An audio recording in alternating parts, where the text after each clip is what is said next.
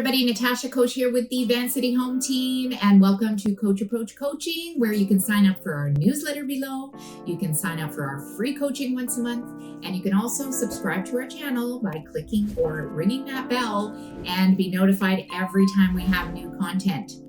This week, we're going to talk about the 7 steps of writing a killer business plan. Now, I know, folks, we're in already February, and you should already have your business plan in place, but in case you don't let that stop you. It is not too late to write your business plan, so get on it, my friends. All right, and if you think that you don't need one because you'll just remember everything, maybe so, and maybe you'll have a very successful year, and believe me, I did it for many, many years, so I believe you. However, what I know that I didn't have is a way to track and measure my success so that I had something to base that on for the next year. So if you don't track and measure it, how will you know that you've made improvements for next year?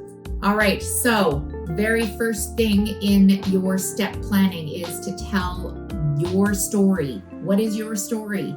My story is I was a single mom. I got into real estate because I wanted to feed my kids well. I wanted to take them on holidays, and I got into it for the money. Why did you get into real estate? What is your why? What's your mission statement? What is going to drive you to get up in the morning when you don't feel like it, or to get on the phone and be hung up on or rejected by a client? Figure out what those driving needs are, and that will be the secret right there of getting the plan in motion. Number 2, figure out who you want to work with. What's your perfect avatar? If you watched my coaching on using AI to determine that, great. If you didn't, reach out to me and I'm happy to share the lesson with you. And so analyze who you want to work with. I personally love to work with first-time buyers. I love to work with elderly, and I love to work with landed immigrants. And why do I like working with all 3 of those and the common denominator between them? Because I'm a nurturer and I love looking after people and I love protecting them. And so what is in your nature that will be helpful or beneficial, or what kind of client would you enjoy working with? So analyze the trends, market opportunities, and then really pinpoint who it is that you enjoy working with. Conduct a SWOT analysis. Have you ever done a SWOT analysis on yourself? I do one on myself all the time. Strengths, weaknesses, opportunities, and threats. Do a little wheel and write out what those things are, because again, if you don't track and measure, how can you possibly improve? And then, of course, establish your market goals. In your business plan, you should have your market goals. How much money do you need to live? How much money do you want to have to live?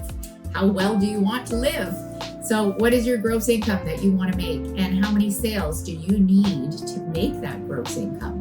You need to have those numbers because you need to know how many sales you're going to do in 2024, 2025, or 2026, or how much better you want to do next year as opposed to this. So figure out your transactions and figure out when you want to do them. Are you going to take holidays this year? How many calls are you going to make every day? How many appointments are you going to go on? How many do you need to go on to get that number?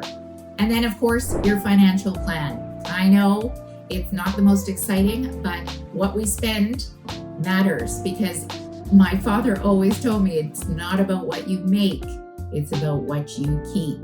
And so make sure you have a solid financial plan, because it's very tempting to go out and buy that brand new fancy lease or beautiful clothes. But let me tell you, my friends, the money can go really quickly, and it's feast or famine sometimes in this business. So you need to save for those rainy days. Get your business plans going. If you need a template, please reach out to me. I'm happy to provide you with one. And again, if you like our content, subscribe below, and we'll see you next time on the Coach Approach Coaching, where we're keeping our clients happy.